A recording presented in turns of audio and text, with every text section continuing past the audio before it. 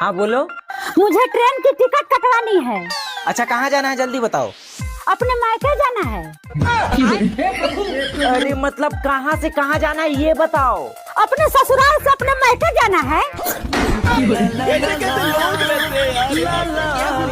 अरे कौन से स्टेशन से जाना है। रेलवे स्टेशन से।